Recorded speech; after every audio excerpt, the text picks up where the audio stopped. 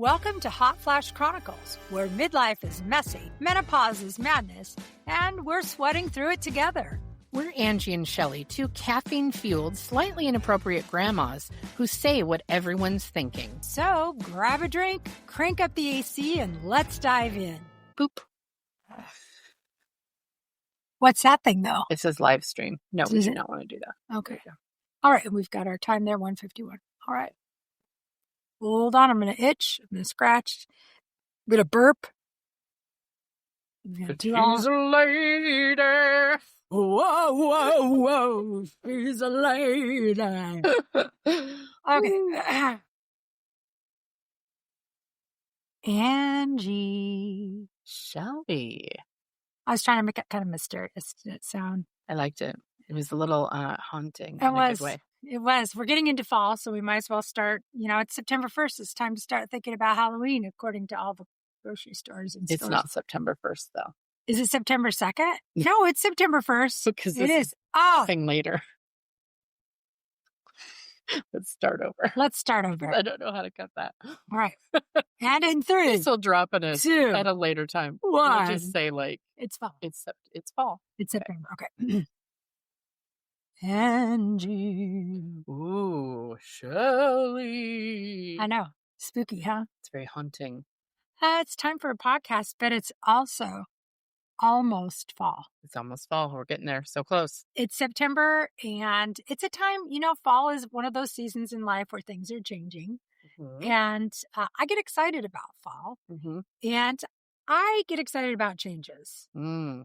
So what are we talking about today, Shelly? This is a deep, almost a little dark, probably a little uncomfortable and squidgy. Mm-hmm. Consider yourself warned. What are we talking about? We're talking about the big D, which is whoa. Divorce, Okay. not that other thing. Shelly, you've got to watch your goodness, your little RDIVORC.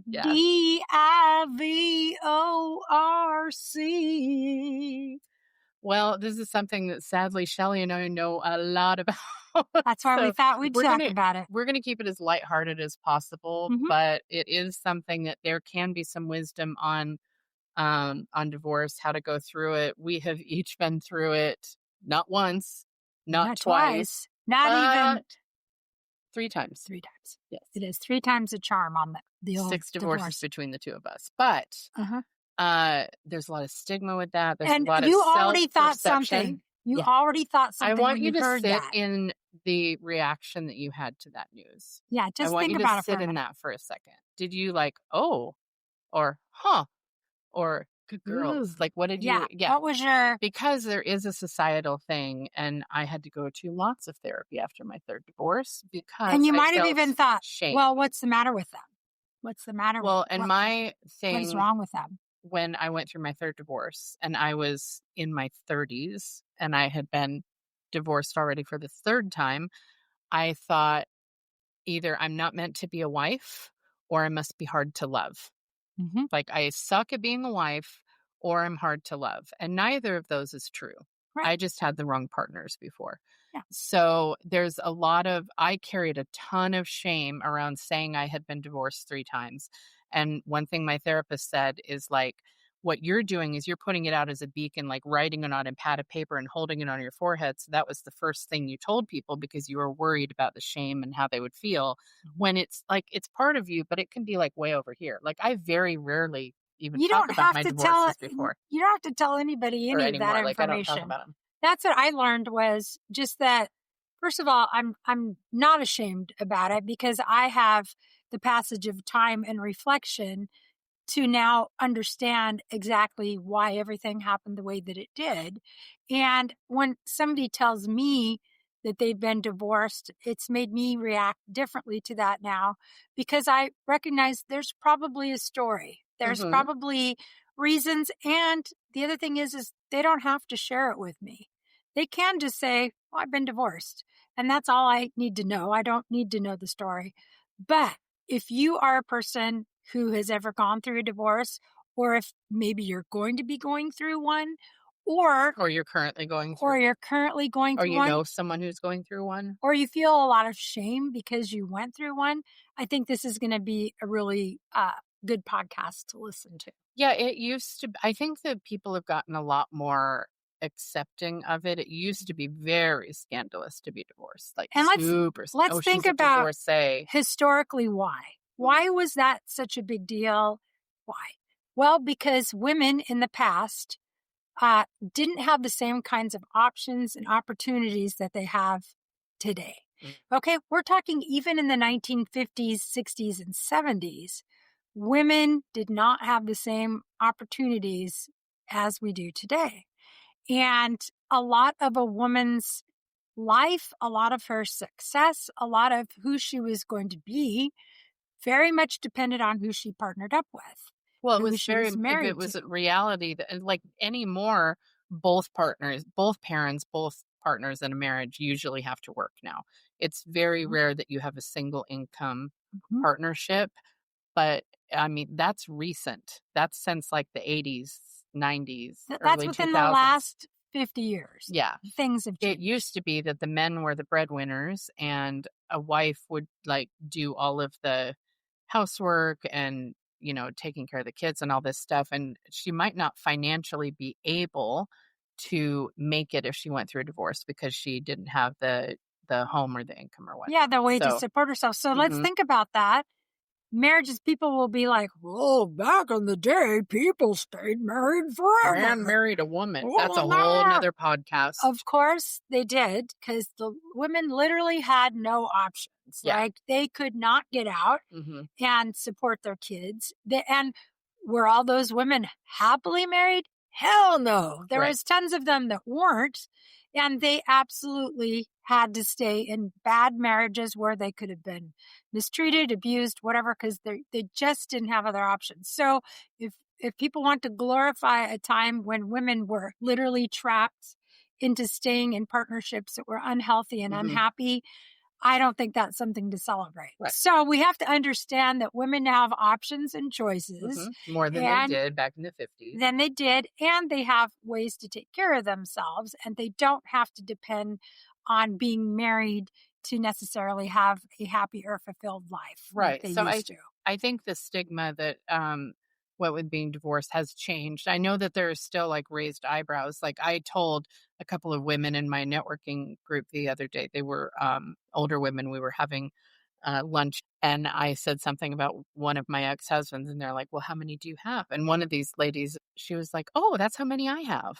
Mhm. And I was expecting her to like be like, "Oh, you've been married Mhm. 4 times?" And it Mhm. was like, yeah, and I mean, it took me a few tries to figure out. So here's my thing. My parents have been, they've only been married to each other. They're still married. They've been married for over 50 years. Like they're incredibly happy with each other. Of course, they've had Things, like, yeah, of normal course, things that just like marriages go every through. marriage has, like, Mhm. they've had little blips, but they have always been steadfast in their love for each other. They have never threatened divorce. They do not fight. They don't, they choose kindness with each other. So I was raised in a household that had a healthy marriage. And I thought that marriages were just like that. I just thought that marriage was like you get married, you treat each other with respect and kindness, and that's how it works. And then I picked 3 people in a row that were not that kind of partner. Mhm. They were controlling or unkind, abusive, Mhm. unfaithful, things like that. Not all 3 of them were not all of those things, but between the 3 of them, they had a mixture of Mhm. those. So I was like, "Well, wait, where's the where's the good husband? I thought that was supposed to happen." And I learned that I had to be more discerning in the type of man that I was choosing. I was choosing fixer-uppers that Mhm. needed to have a lot of Had control. potential. Yeah. Yeah, that I can change them and help that them and and make them a better person. like Sue said, you attract the partner that you think you deserve. Mhm. Isn't that an interesting thought? Mhm. So at that point in my life, in each of those 3 points, I felt I deserved that person. Yeah. So, I now know that I deserve someone who is loving and kind and supportive and all of those things, and I met Jeff, and I told him when we met I wasn't getting married again. I was like, "If you're looking for a wife, you might wanna keep scrolling Mhm. because I'm not doing this a 4th time. That Mhm. seems ridiculous." But, then I fell in love with him like crazy, and I was like, Yeah. "Okay, I'll do it." Well, I think so. I think there's a lot of assumptions. And like I said, when people hear a number, they automatically start thinking, oh, well, that's a serial monogamist, or that's somebody who just keeps getting married over and over just to Or be you have to married, be in a or they're it's somebody who insecure, or can't be they alone. can't be alone. Yeah. And so, like I said, a lot of times you have reflection. You're able to go back after the fact and go, oh, here's why this thing happened. And my first marriage, I was very young. I was 20 years old. Same. And it was impulsive. I didn't know the person very well. We'd only been together like 5 months when we got married. And a couple of my girlfriends who I was close friends with were both getting married. One of them had gotten married, one of them was engaged. And they were doing it. And it just felt like the thing to do because Mm. everybody else was doing it. And so it was really done uh, by an immature person. I just wasn't a fully developed adult yet, and I didn't know who I was picking. And I look back on that relationship now and I think about that person, and I wouldn't even say they're in the top five of people that I loved in my whole life. And that was my first husband. Mm. And he was 13 years older than me. So I thought, oh, I'm marrying somebody who's mature. He was pretty smart academically, which I like that. He liked history. I liked history. So I thought, oh, we have these things in common. Now, he was Hungarian and he was a United States citizen because he was in our military. His family had immigrated here, but there was a lot of cultural differences. And as we were married the first year, I noticed some very wide personality swings and irrational behaviors. And I got pregnant by the end of the first year of us being married. And we found out after my daughter was born, he was acting very erratically. And I found out he was diagnosed as a paranoid schizophrenic. And that was just not something I saw coming. I didn't know what that even was. I realized that because he was being physically scary to me and to my daughter, that we were not in a safe place. So that marriage just felt like that's what happened. And it makes sense that that didn't work out. Yep. So I didn't feel a lot of guilt or weirdness or failure about that because it was something that honestly was out of both of our hands. It's not something he asked for. He wasn't doing this on purpose. It was something uncontrolled. So that one I totally felt no shame about. It's Hmm. like this is what happens sometimes. Now, the second time, I put a lot of years in between that and the second time I got married.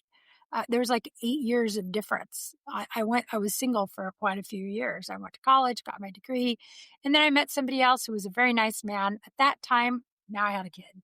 So who you pick when you have kids in your Small life, children, especially. small children, sometimes you're picking for yourself and your child. You're not just picking for yourself, and you might not have the same field to pick from that you would have had if you didn't have kids. So there's reasons why you fall in love, there's reasons why you get married, and there are reasons why it doesn't work out, and there are reasons why you get divorced. And none of them have to be shameful. Hmm. They can all come from a place of evolution. They can be, when I was 30 years old and I married this person, this is who I was and this is who they were. These are the things we wanted together. And over a decade, that can change. Oh, totally. And it's so interesting because if I think of each of my relationships, they were so wildly different. I hardly remember my second husband. Like I can picture sort of what he looks like, but I can't remember his voice. I can't because we were more like roommates. Hmm. Like we didn't really do a lot of stuff together. Like I was really social in my church life and um like I had friends and stuff, but he didn't. He was very he was like a hermit. He didn't leave the Hmm. house very often and we didn't like hang out or do anything. So I hardly even remember him like Hmm. which is and we were married for 5 years. It wasn't that long. Um and then yeah, I had years in between as well. Hmm. And I think there's a perception of like you were saying that you're being like codependent or like, oh, she Hmm. must not be okay with being single. Like, Hmm. and I definitely had some of that where I was improving. I Hmm. was like trying to prove that I was worthy of love and Hmm. I settled because of that. So I don't recommend that. Yeah. But with each divorce, I learned a lot, and I was very proud of myself how I handled them. I was never unkind to any of my ex-husbands. I Mhm. was never vindictive or I'm going to take you for everything you have. I was never that person. I just wanted to pick up, dust off, and move on. Mhm. And one of my mantras that I have had through hard times is I will get through this because I always do. And I think I'm very resilient and I'm capable in picking up the pieces. Your life just looks very different when you go through something like that because I've always found it really strange that you can go from like telling someone you love them every day. Like my third husband, like I thought we were fine. I didn't know we were having any issues, and he just came home. We were supposed to go out to dinner, and he came home one night and he was like, "Yeah, I don't think I can do this." And I was like, "Oh, you don't want to go out to dinner? Like, I'm happy to make stuff." And he goes, "No, I don't think I can be married." And I was like, "What?" Like, totally blindsided. And he was somebody that we were still saying, "I love you" every day. We were Mhm. still hanging out, like, we were doing stuff. We were about to go out to a nice dinner. Mhm. And he just was like, "Yeah, I don't think I want to do this." And for me, the oddity of going from "I love you" to "I'm probably not gonna see you again unless we're in court" is Yeah. a really weird, transition to go from, like, "I made you dinner yesterday," or "We were cuddling on the couch watching TV," and now all of a sudden you are just completely removed from my life, and Yeah. I struggled with, um, mourning that loss because I was still happy and in love with him, and he realized he said, he thought that being with somebody who was joyful Mhm. would make him joyful, Yeah. and I was like, "Bro, Well, I could that's have not saved for us both Yeah, if you 10 would have told years. me that, I you could have would have saved us told me. each a decade." I know that it's not an, like, proximity thing. Yeah. You don't catch it. Yeah, you can't It's just not a be joyful virus. by being around someone who's joyful. Yeah, my second marriage was more like, we were very good friends, and there was always a friendship in in that marital relationship. We had a lot of things in common, and we did a lot of things together, and what I found was I had gotten my degree right before I got married to him, and my career started growing, and I started, like, taking off in my career, and all of a sudden I was making more money than him. I was kind of the breadwinner, but I was still kind of expected to also keep up everything I'd done at home Mm, and be the main housekeeper, the main cook, and take care of the kids. I had a kid with him, had my second child with him, so he was the baby daddy for my son. And I was taking on a lot of the parenting responsibilities because he kind of figured out afterwards that it's a lot of work. Like, what? parenting is a lot Parenting of is a work. lot of work? And he kind of wanted, he wasn't really as invested in it as he thought he was going to Mm, be.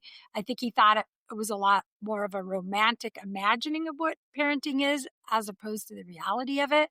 So there was a lot of responsibility. And he had kind of been, an only child. He had mm, an older sister, but she had passed away when he was quite a bit younger, and so his parents doted on him, and it was just a different reality for him. So we kind of grew apart. Our goals in life became very much different. And when we had met, and I was 30 or 29 or 28 when we first met, and he was 32, those people weren't the same people we were 10 years later. Like, mhm. my goals and my ideas of what I wanted my life to be had completely changed from what they were when I was 28, but his were kind of the same. Right. And So you grew and he did not, and that's yeah, hard to yeah, and it's not wrong. Like, he was still happy with who he was and what his life goals were and where he was at. And I just wasn't. And we were no longer on the same path with the same goals. We had started out that way. mm, It's hard. It's hard to say goodbye to someone who really hasn't done anything wrong.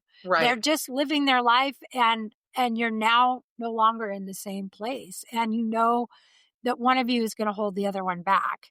Uh, and I'm not saying that he was going to hold me back. Maybe I was going to be holding him back, or maybe I was going to be forcing him to do something he didn't want to do.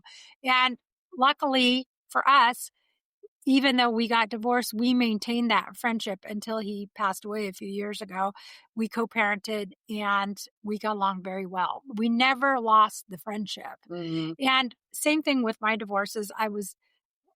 I've never even had a proper, like, the attorneys go to court and do your divorce for you thing. All mine have been do-it-yourself divorces. Yeah, I my just last wanted one. what I wanted, which is whatever I went in with. We split everything equal each time. Yeah, my last one, we had attorneys. We had a lot of financial assets together, but he felt very guilty about having, like, upended this, knowing that I was perfectly happy. Mhm. So my attorney said that she'd never seen anything like it because he kept just throwing more, like, he To was you. giving me more money and more investments and all this stuff. And she was like, normally I have to Who knew? negotiate to get more.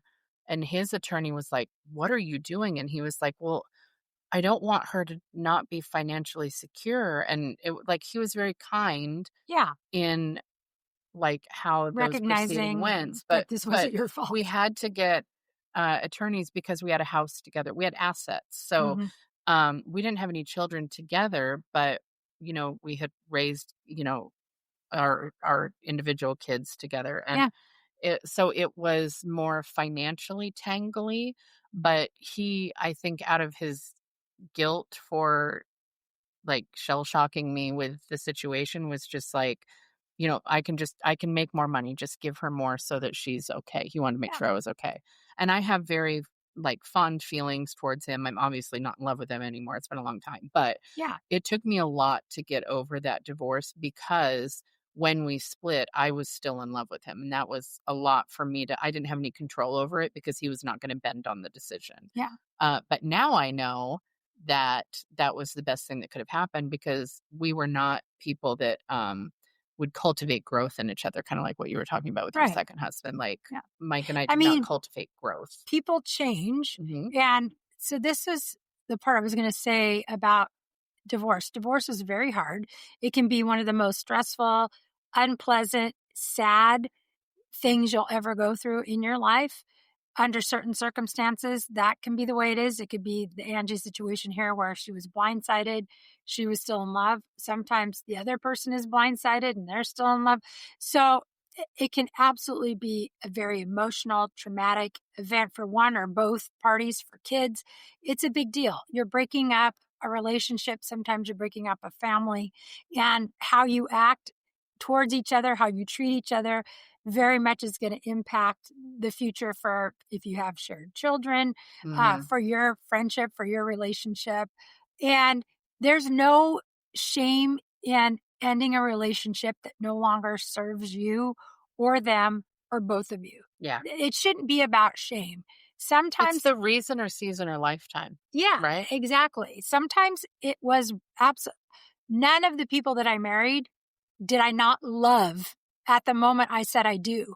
I was in You love with always thought they each. were forever each time you Yes, said yes. Yeah. absolutely. That the intention in my mind was that we would grow together, that this would be a forever thing.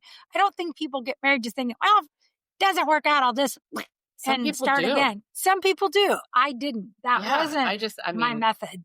But some people do. And that's their choice, for sure.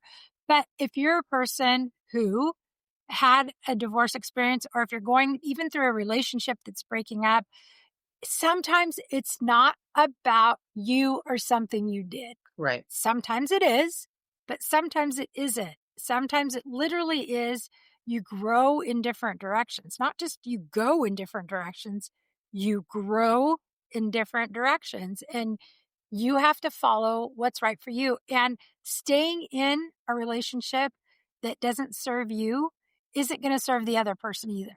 If Right. you're there out of obligation and you're not there because you want to be there, you're not going to participate, you're not going to contribute, you're not going to contribute in a healthy way to an ongoing relationship if you're actually sitting in resentment that you're forced to stay there. So whether you're the woman leaving, the man leaving, the partner leaving this situation, or you're the one that suffered from being blindsided, there is a process to why a relationship ends, Hmm. and there's that You would like, realization. I would not have rathered he stay if he didn't want to be married to me. And I'm so grateful that we didn't stay together because, again, we didn't cultivate growth in each other. Yeah, Um, I am a much better person being Jeff's wife, I'm a much better wife to Jeff. I'm a much better, um, like I feel like he really encourages me to blossom, and he never puts parameters on me. He gives me full reign to, like, I'm like a kite, like, just let her fly, and occasionally you got to reel the string in a little bit. But Mhm. he knows what he signed up for. He loves all of the wackadoodle that I am. I love his calm steadiness that he has. Yeah. And he's so completely polar opposite different from my first three husbands, because they were all very strong personalities, very my house, my rules, Mm. very like, this is your role kind of thing. Mhm. What I was allowed to do certain things. Mm. Um, like I remember all three of my first husbands got upset with certain haircuts I got. Mhm. And it took me like 7 years to stop asking Jeff, like, "Are you okay if I get a cut like this?" And he was like, "It's your hair. Like, why are you asking me permission? Yeah. I don't care." And when I went blue, I was like, "Ooh, okay, so," and he was like, "Yeah, if it's your hair. Why do you keep asking me if you can do something with your hair?" And I'm like, "'Cause that's just how I've been conditioned." Yeah. So it's interesting. Jeff has completely broken the mold, and he is somebody who always comes at me with kindness and support. And even if he bitches about having to do a task, he will still do it. Like, Well, my third husband was somebody I met at work, and just bottom line, in the end, he cheated on me with the next door neighbor, and uh, it's such a mess. it was such a mess, I and it forgot just made about it that. terrible because out of the billions of people on the planet, he has to have a relationship with somebody who lives 10 feet away in the house next door. It was very, Oh, very. sorry, I just remembered the whole how that all. Yeah, it Yeah, was a mess. That one was not pleasant, and the thing is, I never felt like it was my fault right. in the sense that, and what I told him was, we were having a discussion after all this information came out. And I told him, I said, you know what? I knew that there were problems in our marriage. And I knew that I was actually responsible for some of those problems. And I was willing to discuss those. I said, but you just blew it all out of the water. Like nobody's ever going to care. Nobody's ever going to blame me or say I was the bad person. You just did something so ridiculously Yeah, it wasn't like a crazy. one. Even if it was one time, it still would be. We get to end it on, well, he cheated on me with the neighbor. And that's the only story I ever have to tell about why our That's the marriage narrative. Like, went down the crapper. And I said, it's sad because there were things I was absolutely responsible for. And now we'll never talk about those. And I said, and I don't even feel like I have to tell you what I think I was doing wrong yeah, because you've just respected me on such a level that I don't owe you shit. Like I don't yeah, even have to take responsibility. Now I just get to walk away. So thanks for the keys to walking away without having to examine any of my own behavior. Now, I did.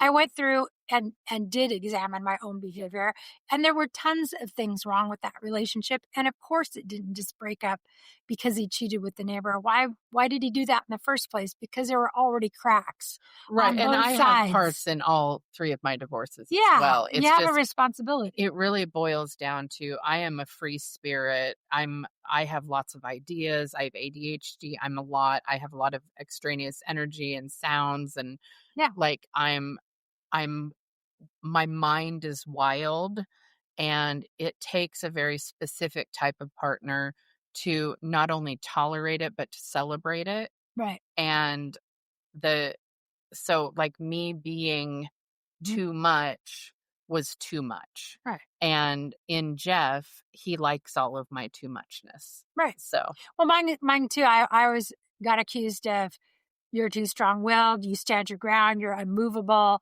like you're a force of nature. And it's like you I say that only like it's a see, bad thing. yeah, I only see that as being good things. I know who I am, I know what I want.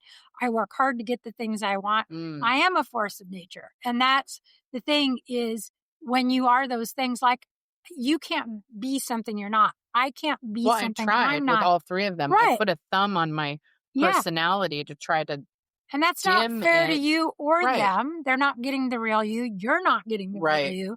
And that was the thing about my ex-husband's is what it was like. So you're trying to, you're attracted to the force of nature, yet when you're living with it, then it's too much. But you Mm. wanted to go into the storm. It's like there are consequences for why you become attracted to someone.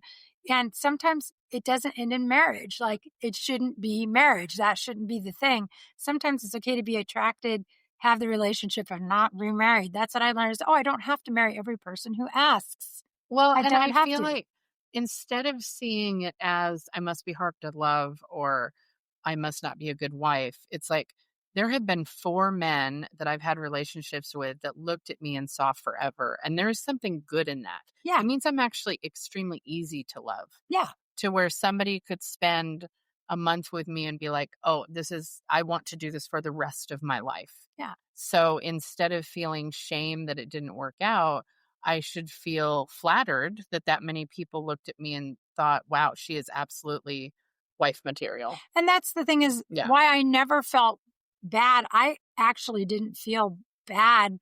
I didn't question who I was or what kind of person I was, what quality of person I was. Mm, I never thought, I'm just I can't keep a man.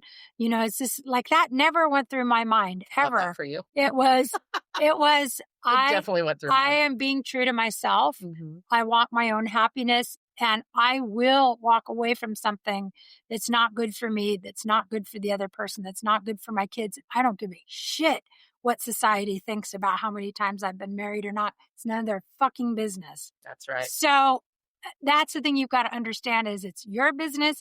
It's the person that you're breaking up with. It's their business. That's it. Mhm. Can it involve your kids? Yes. And that is, of course, that's your kids' business. Can it sometimes involve your family? Yeah. And sometimes it's their business. But ultimately, in the end, it is the decision of you and that other person, Mhm. period. And you both know what happened. And if no one else ever understands it, they don't fucking need to. Yep. You need to, and they need to, and you don't need to apologize. So there's no shame or stigma in it anymore unless you let there be. And Right. you just wash that off. Well, when You it don't first have to take it. when my 3rd divorce first happened, that's all I was focused on was that I had failed Mhm. as a wife, that I just hadn't been a good wife. And what I would say to anybody who is going through or knows someone who's going through, is about to go through, or considering going through divorce or a major breakup is focus on what you have control over, because there will be a lot of pieces that you don't. Understand that your life is going to look completely different, and staying with somebody in a bad situation is hard and leaving them is hard. Mhm. So you pick your hard. Yeah, You it's going to pick be hard which either path. way. There is no easy path. Mm. Like my 3rd divorce was as easy as they get, Mhm. logistically, but it was the hardest one on me emotionally Right. because it was easy. Yeah, Like, because there's he came at me with kindness, yeah, it was hard to process. sure, But because you love if this person. if you're going through it, then take small steps, eat the elephant one bite at a time, and instead of sitting in despair of like, I don't even know what to do on Wednesdays because that was always our day that we blah blah blah blah. Mhm. You get to sit and decide like, well, what do I want to do with my Wednesdays? Yeah. Like, focus on what you have control over. You can define yourself. You don't have to date. You can date. You can do whatever you want. Go be a slut. Doesn't matter. Like, no shame in however you choose to process this breakup. Like, Yep. don't let anybody shame you about what your decisions are in that unless you're putting somebody else in harm's way. Your life and your happiness are your Yeah, responsibility. And after that divorce from the last husband and the one who cheated on me, I took some time you because did. in my whole life, I had never really lived alone since I'd been 20. Because even if I wasn't in a relationship or with a guy, I had kids. So I had kids. I'd never really been alone. And I needed to figure out what it was like to really be on my own, to celebrate uh, a life of being independent and the freedom that was involved in not having to consult with someone to make a financial decision, or just getting to pick all the stuff I wanted to have in my house or my kitchen or the grocery shopping. There was a lot of freedom in these little things that I'd never really experienced. And that's why when I did meet my final husband, That's what I Phil, say. Jeff is my final husband. uh, he was somebody I wasn't ever planning on getting married again. I was financially independent. I had a good job. My kids were almost grown. And Ethan was like 17 or something. He was so close to graduating. And I was just like, I don't really have a need for marriage, except I met somebody who lived in England and who was from another place. And he was the person that was like Jeff in that this was somebody who understood me, who respected me, who totally could see that I was a force of nature, but also is someone who understands that when you're holding a kite string, you don't hold it too tight. Yeah. You keep giving it room. You keep letting it Phil also unflow. lets you grow, Yeah. and he's very supportive and kind and very gentle natured as well. So I think Yeah. that You our have husbands are to, similar in a lot of ways. Like yeah. a lot of ways they're not, but they have those core personality traits of being kind, compassionate. Um, And these are people yeah, who, like I'd say Jeff and Phil, are people who stand off to the side of the spotlight. They're right there. They're right they're the next to audience you. cheering. They're not the ones on stage. Yeah. And you can be standing in the spotlight. And when you're a person who is a spotlight person, which Angie is, which I am, uh, that's the kind of support you need.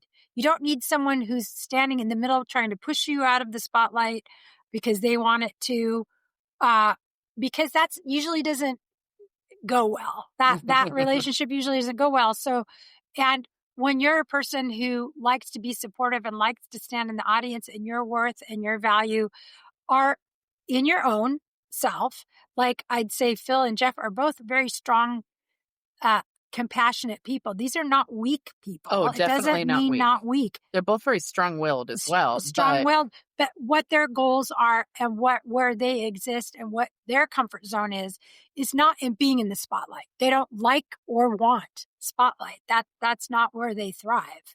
And they are very proud of and like to contribute to the success of Angie and I.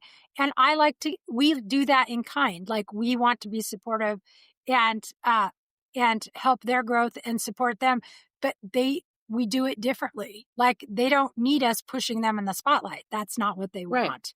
They don't So thrive there. you have to find the person you're actually compatible with who is your complement. Mhm. Not and usually a compliment isn't exactly the Oh same. my god, I couldn't handle being with somebody like myself. I've never been with somebody like me. But oh Yeah, my gosh, I can't imagine. Like that would be a lot. we'd both be exhausted. It would be exhausted and not very It sounds fun for a minute, but then it would be like, holy be crap, too that's a lot much. to manage. I like to be friends with other Leos. I would not Mhm. want to marry one. Mhm. So having that appreciation, and the reason I was able to finally see that was because I took that time to learn about myself, to live on my own, and to figure out the things where I was the problem in past Mm, relationships. Like I figured that shit out when I was alone. I was like, oh, I do see that I did the thing. It's very hard to see it when you're in right. it. So being alone was really important. And I think that's the one thing if you're going through a divorce or just ending a relationship and going on a new path, it's having the self care and the time to do the self reflection. I think that is really key to not repeating the same mistakes, not going with toxic patterns and things, and keep getting Recognize your part in it too. and recognizing and taking accountability and realizing we're all imperfect, we're all going to make mistakes, and because you've been in a relationship and it hasn't worked out doesn't mean you're a bad person, doesn't mean the other person's a bad person. It's just acknowledging that things are changing and that you're different, and that's okay. And you don't have to play the blame game. There doesn't have to be a bad guy and a good guy. It literally can just be Yeah. that this is the best thing for everybody. So taking the shame out of it is really this. We could talk about divorce for 7 podcasts. We could go over this, but in a nutshell, it's just about realizing you don't have to feel shame because you made a decision that was probably the best thing for you Mm, and another person and maybe your kids and the whole family. yeah. It's okay. It's okay to make mistakes and say this didn't work out. Yeah. We're human. We do make mistakes. Yeah. And there's a lot of maturity in owning those, like Yeah. owning your part in it and then figuring out how you want to rebuild yourself and give yourself some grace because it's hard. It's Mhm. on the list of most stressful Oh, things. So absolutely. So what an intense topic. It is. We were a little like cautious, like, should we talk about this? But it's like, yeah, I think it was a good topic. So, Shelly, as usual, we're going to do the rapid fire questions. Do you want to start this time? Okay. Sure. Okay. All right. I'm going to start with the food one. Okay. Tonight you're going to have noodles for dinner. Oh. Is it going to be a pasta dish, or is it going to be like an Oriental or an Asian inspired, like a Thai, like a pho, that kind of flavor? You had me at Thai. I would say like pad Thai or something. That sounds amazing. Like the rice I love that noodle idea. with the peanut sauces. Shelly, would you rather have a warm chocolate chip cookie or a beautiful creme brulee? You are being so mean right now, because those sorry. both have moods. Like sometimes I just really want either one of those things. But the treat for me is the creme brulee. Yeah, I fair. love the creme brulee, a little crack on the top with that. Ugh, yes, for sure. Okay, Angie, what is your favorite mode of travel? Would you rather do a kind of road trip where you're going to stop at all the sites and see the big ball of yarn and see the redwood forest and stop at all the fancy little greasy spoons along the way and just let the road take you where it's going to take you? Or would you rather go on a cruise ship with very designated stops and no going away from the itinerary? Oh, they're both great. I'm going to say the cruise, though. I do love a cruise. I think because you can go to more places on a cruise. I haven't done a lot of road tripping. Maybe that's why. I haven't done, I mean, maybe like 2 in my whole life. Oh my gosh, maybe we need to do one. Maybe we need to do a road trip. What do you guys think? I think we should do a road trip. I think we should. Okay. Shelly. Yes. If we were taking a road trip, what is your must see? Would you rather see the world's largest pumpkin, or would you rather see the tallest tree? Oh. Super random. I honestly, the minute you said that, the things that started popping into my mind aren't like the man-made oddities. It's the nature stuff. Yeah. Stopping There's that tree on the way to California that you can drive through. Yeah, I've been through that tree. And that's why I want to take you to the redwoods. Yeah. Yeah, because you can stop off there. So I've been to the redwoods if that's where it is. Yeah. I need to remember where I've been. So it's like there's probably My dad will tell me. Did we go to the redwoods when we drove to San Francisco, Dad, asking? Well, yeah. Well, the redwoods are on the way to San Francisco, so I'm guessing you did. But that doesn't mean you stopped in and visited the redwoods. You literally can just go through that tree. They're off on the side, but getting out into the forest. But seeing nature, seeing like a beautiful view from the top of a mountain, I'm always going to go for the natural thing. Yeah, I love it. Okay, guys, thank you so much for listening. This has been another riveting episode of Hot Flash Chronicles. The clavicles. The clavicles. Hot Flash Chronicles. I'm excited to see what the captions do with that. If you have a moment, if you could like, subscribe, share, comment, all of those things wherever you're listening or watching, we appreciate it. And 5-star reviews. That's the bestest because it tells all of the platforms that we're amazing. So with that, we bid you adieu, and we will see you next time. Bye. Ciao. That's it for today's dose of midlife mischief on Hot Flash Chronicles. Thanks for listening and letting us overshare. If you laughed, nodded along, or shouted same at any point, hit that subscribe button and share us with your favorite humans. And remember, we're still hot, just in flashes.